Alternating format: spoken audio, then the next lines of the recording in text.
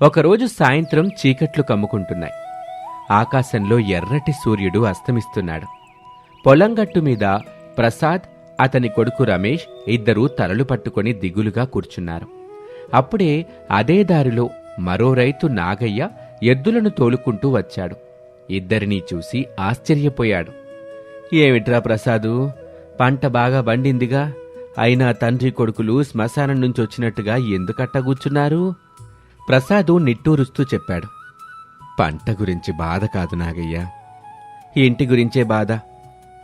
ఏమైంది రమేషు, అప్పులా కరెంటు బిల్లా? అవేమీ కావు, మా ఇంట్లో ఉన్న అత్తాకోడలే మా కష్టానికి కారణం. నాగయ్య నవ్వుతూ అడిగాడు. మళ్ళీ ఏమైంది? ఉదయం ముగ్గుతో మొదలైన గొడవ మధ్యాహ్నం ఇడ్లీతో కొనసాగింది, సాయంత్రం చీరతో ముగిసింది. రేపు ఏం పట్టుకొని కొట్టుకుంటారో దేవుడికే తెలియాలి. మేం పొలం నుంచి ఇంటికి వెళ్లకుండా ఇక్కడే కూర్చున్నాం. అయ్యో, మీ ఇంట్లో టీవీ అవసరమే లేదుగా, అత్తాకోడల్లే రోజు లైవ్ సీరియల్ చూపిస్తున్నారుగా అని నవ్వుకుంటూ తన దారిని వెళ్ళిపోయాడు. ప్రసాదు, రమేషు ఒకరి ముఖం ఒకరు చూసుకున్నారు. కొద్దిసేపు నిశ్శబ్దం. ప్రసాద్కి ఒక ఆలోచన వచ్చింది. వెంటనే కొడుక్కి చెప్పాడు. బాబు రమేషు, ఒక ఉపాయం ఉందిరా. ఏన్నాది? మన ఎదురిల్లు ఖాళీగా ఉందిగా. రమేష్ ఆశ్చర్యంగా, అవునన్నా ఉంది. మీ అమ్మని ఆ ఇంట్లో ఉంచేద్దాంరా. మరి అనామిక కోడలి ఇంట్లో ఉంటుందే. అంటే వేర్వేరు కాపురాలనన్నా? అవును బాబు, ఇళ్ళు వేరైతే గొడవలు కూడా తగ్గుతాయనిపిస్తుంది. ఎదురింట్లో అత్త, పక్కింట్లో కోడలు ఉంటే బావుంటుందనిపిస్తుంది. ఇది చాలా మంచి ఆలోచన అన్న. పదండి, ఇంటికి వెళ్ళి ఈ నిర్ణయం అత్తాకోడలిద్దరికీ చెప్దాం అని ఇద్దరూ ఇంటివైపు నడుస్తూ ఉంటారు. ఇంట్లో అత్తాకోడళ్ళు ఇంటి పెత్తనం గురించి గొడవపడుతూ ఉంటారు. ప్రసాదు, రమేషు ఇద్దరూ ఇంటికి చేరుకున్నారు. ఇంట్లో మళ్లీ యుద్ధ వాతావరణమే. ఒకవైపు శారద, మరోవైపు అనామిక. ఇద్దరూ ఒకరిపై ఒకరు గట్టిగా అరుచుకుంటున్నారు. ఈ ఇంట్లో నా మాట చెల్లుతుంది, పెత్తనం నాదే. ఇప్పుడిది నా ఇల్లు కూడా, నా ఇష్టం వచ్చినట్టు నేనుంటాను. అలా అలా మొదలైంది గొడవ. ఇంటికొచ్చిన తండ్రి కొడుకుల్ని చూసి కూడా పట్టించుకోకుండా అత్తాకోడళ్ళిద్దరూ వాదించుకుంటారు. ప్రసాద్కి కోపం వచ్చింది. గట్టిగా, ఇంకాపుతారా అని అరిచాడు. అంతే, ఇద్దరూ ఒక్కసారిగా నోరు మూసుకున్నారు.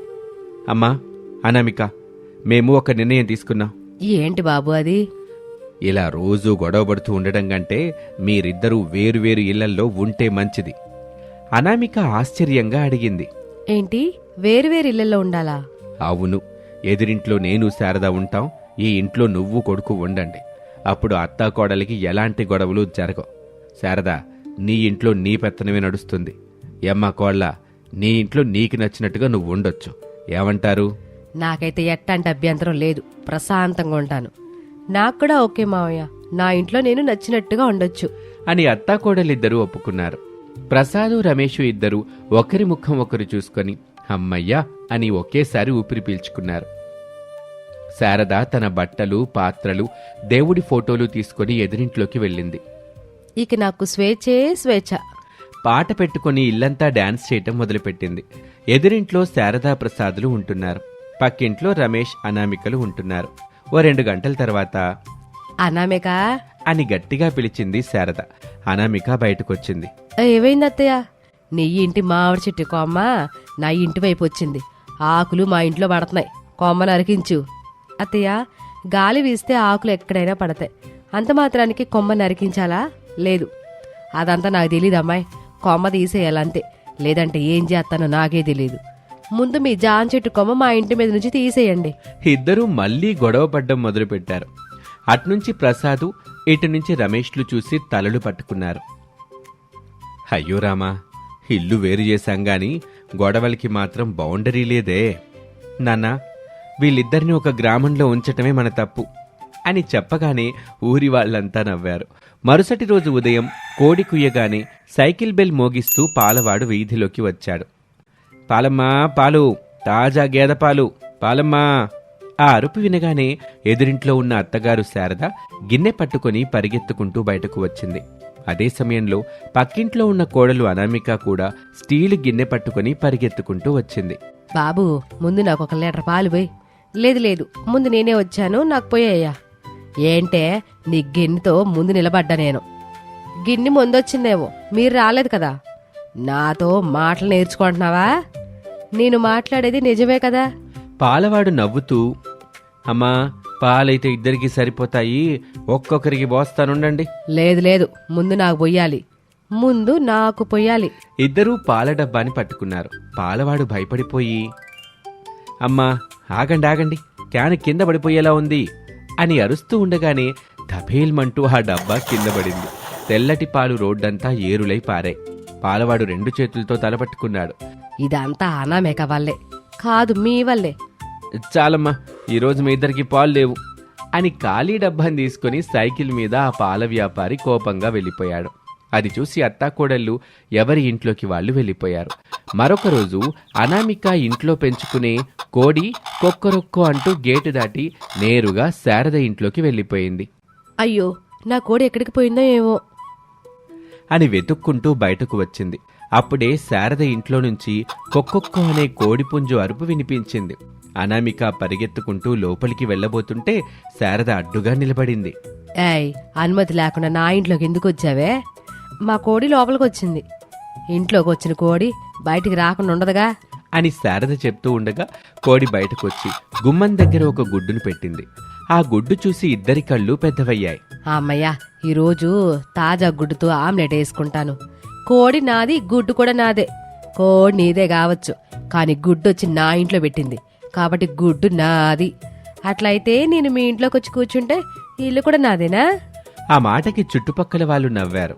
మాటలు బాగా నేర్చుకున్నావు, కానీ నేనైతే ఇప్పుడు గుడ్డు మాత్రం ఇవ్వను అని గుడ్డును చేతిలోకి తీసుకుంది. వెంటనే అనామిక శారద చేతిని గట్టిగా పట్టుకుంది. ముందు గుడ్డివ్వండి. ఎవ్వనో. ఇద్దరూ చెరువువైపు గుడ్డుని పట్టుకుని లాగటం మొదలుపెట్టారు. ప్రసాద్ బయట నుంచి, అయ్యో జాగ్రత్తమ్మా, గుడ్డు బయలిపోద్ది అని అరిచాడు. కాని ఎవ్వరూ వినలేదు. ఒక్కసారిగా గుడ్డు ఇద్దరి చేతుల్లో నుంచి జారి కింద పడిపోయి పగిలిపోయింది. ఇదంతా నీ వల్లే కాదు, మీ మొండితనం వల్లే.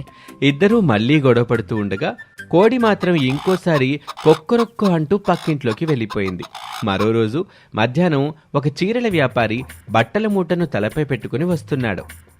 చీరలమ్మా చీరలు, సరికొత్త డిజైన్ చీరలు, ఒకటి కొంటే ఒకటి బ్లౌజు పీస్ ఫ్రీ అమ్మా అని గట్టిగా అరుస్తూ వచ్చాడు.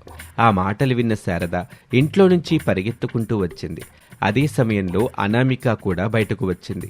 వ్యాపారి చాపపరిచి అందమైన చీరలను ఒక్కొక్కటిగా చూపించటం మొదలుపెట్టాడు.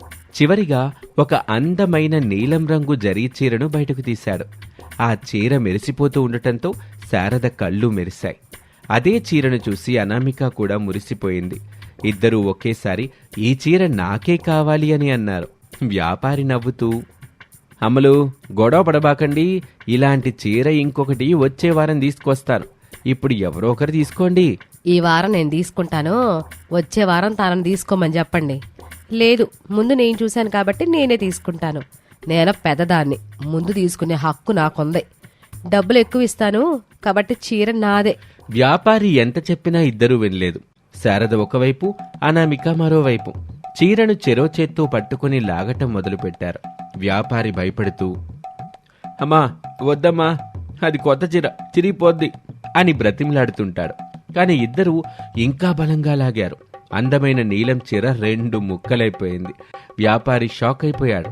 అయ్యో, నా 10,000 రూపాయల చీర అంటూ ఏడుపు ముఖం పెట్టాడు. శారద చేతిలో సగం చీర, అనామిక చేతిలో మరో సగం చీర ఉన్నాయి. ఇద్దరూ కలిసి ఒకరి ముఖం ఒకరు చూసుకున్నారు. అంతలో పొలం నుంచి ప్రసాదు, రమేష్ ఇంటికొచ్చారు. ఆ దృశ్యం చూసి ఇద్దరూ షాక్ అయ్యారు.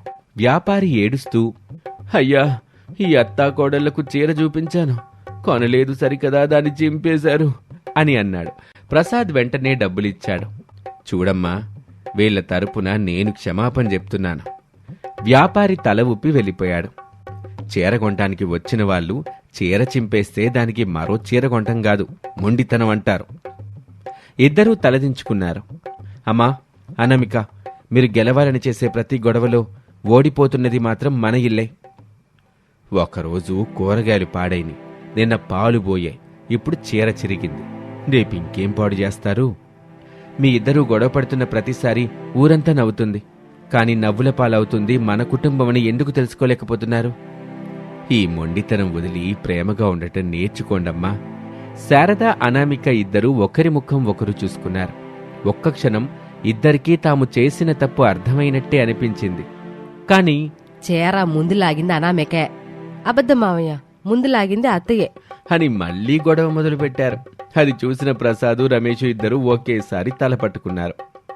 దేవుడా, వీళ్ళకి బుద్ధి చెప్పటం మన వల్ల కాదయ్యా, నువ్వే ఏదో ఒకటి చేసి వీళ్ళకి బుద్ధొచ్చేలా చేయి దేవుడా అని దేవుణ్ణి వేడుకున్నారు. అంతే, శారద ఇంట్లో దేవుడి ఫోటో మాయమైంది. అనామిక ఇంట్లో దేవుడి ఫోటో కూడా మాయమైంది. కొన్ని గొడవలు మాటలతో ఆగవు, అనుభవమే వాటికి బుద్ధి చెప్పాలని మనము అర్థం చేసుకోవాలి.